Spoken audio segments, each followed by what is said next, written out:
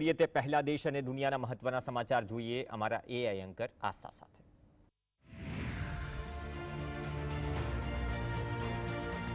નમસ્કાર, હું છું આસ્થા। આજની મહત્વની ખબરો પર નજર કરીએ। હરિયાણાના રાજકારણમાં લોકપ્રિય નેતા નાયબસિંહ સૈની સરકારમાં મંત્રી રહેલા અનિલ વિજે સંગઠન સામુ મોરચો ખોલ્યો છે। મુખ્યમંત્રી વિરુદ્ધ તીખા શબ્દો બોલતા હવે પ્રદેશ પ્રમુખ વિરુદ્ધ પણ પ્રહાર કરતા ચિંતા વ્યક્ત કરી હતી। ઉત્તરકાશીમાં છેલ્લા કેટલાક દિવસોમાં અનેક વખત ભૂકંપના આંચકા આવ્યા છે। ઉત્તરકાશીમાં 8 કલાકમાં 8 વખત ભૂકંપના આંચકા આવતા લોકોમાં દહેશતનો માહોલ જોવા મળી રહ્યો છે। દિલ્હી વિધાનસભાની ચૂંટણીમાં ગણતરીના દિવસો બાકી રહ્યા છે, ત્યારે દેશની સૌથી જૂની પાર્ટી કોંગ્રેસ દિલ્હીમાં અસ્તિત્વ બચાવવા માટે મજબૂર દેખાઈ રહી છે।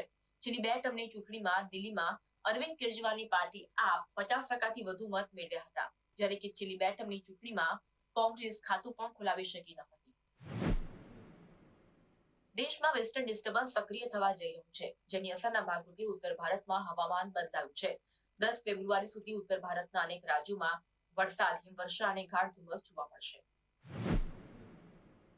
પ્રયાગરાજના મહાકુંભમાં આયોજિત અમૃત સ્નાનમાં વસંત પંચમીના દિવસે કરોડો લોકોએ આસ્થાની ડૂબકી લગાવી હતી, જેમાં સૌથી પહેલા નાગા સાધુઓ દ્વારા અમૃત સ્નાન કરવામાં આવ્યું હતું, ત્યારબાદ મહાનિર્વાણી અખાડા અને ત્યારબાદ નિરંજની અખાડા દ્વારા આસ્થાની ડૂબકી લગાવવામાં આવી।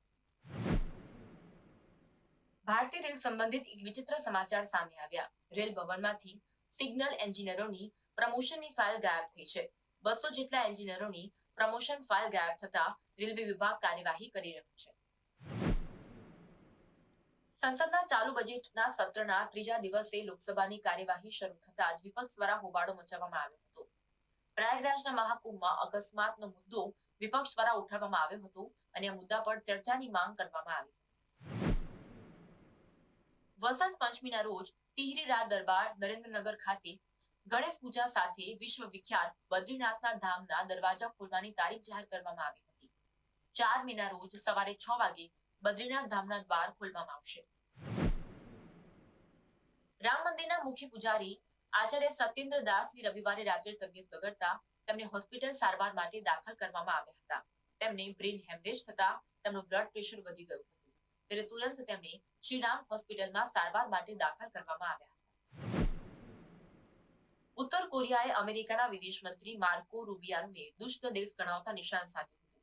વાસ્તવમાં અમેરિકાના મંત્રી રૂબિયાનોએ 30 જાન્યુઆરીએ પોતાની વિદેશ નીતિના પડકારો વિશે વાત કરતા ઉત્તર કોરિયા અને ઈરાનને બદમાશ દેશો કહ્યા હતા।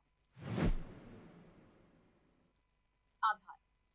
આવી જ ખબરો સાથે ફરી મળીશું આવતીકાલે રાત્રે 9 વાગે એઆઈ એન્કર આસ્થા સાથે।